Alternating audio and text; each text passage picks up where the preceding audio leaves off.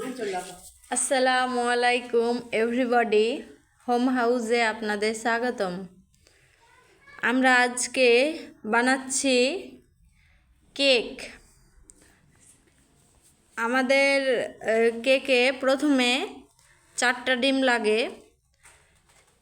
ডিমের কুসুমগুলো আমরা আলাদা পাত্রে রেখে দিলাম, তারপরে বাকি অংশগুলো আমরা মিক্সারে রাখছি। আপনারা দেখতেই পাচ্ছেন, মিক্সারে রাখার পর আমরা এটাকে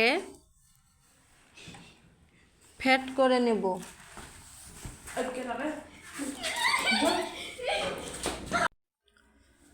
আমরা মিক্সারে ফ্যাট করার পর দেখতেই পাচ্ছেন আমরা 2 কাপ চিনি দিলাম। তারপরে আমরা ময়দার আটাটাকে ভালোভাবে ছাঁকনা দিয়ে ছেঁকে পরিমাপ মতো বেকিং পাউডার দিলাম। তারপরে আমরা গুঁড়ো দুধ দিয়ে এটাকে আমরা ভালোভাবে মিক্স করে ছেঁকে নিলাম। এই যে দেখতে পাচ্ছেন বন্ধুরা, এগুলো ওই ডিমের মিশ্রণ, এগুলোতে আমরা ওই আটাগুলো দিয়ে দিলাম।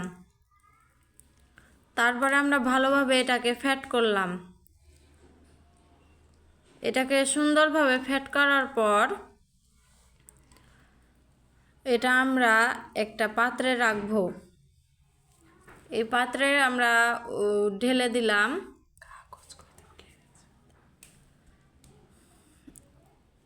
ঢালার পর এটা আমরা ওভেনে দিলাম। এগুলো আমরা কাজু বাদাম দিয়েছি। আপনাদের যদি ভালো লাগে তাহলে আপনারা অর্ডার করতে পারেন, আমরা এগুলো সাপ্লাই দিতে পারি। এবং আপনাদের ভালো লাগলে আপনারা কমেন্টে জানাবেন। আমরা এটাকে 30 মিনিট ঢাকনা দিয়ে ঢেকে রাখলাম।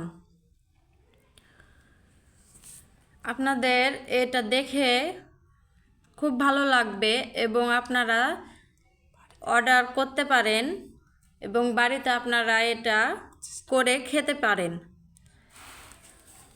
এটাকে আমরা এখন তৈরি করে ফেলেছি। দেখুন কত সুন্দর কালার এসেছে, নরম তুলতুলে, এবং আপনাদের খেয়েও ভালো লাগবে।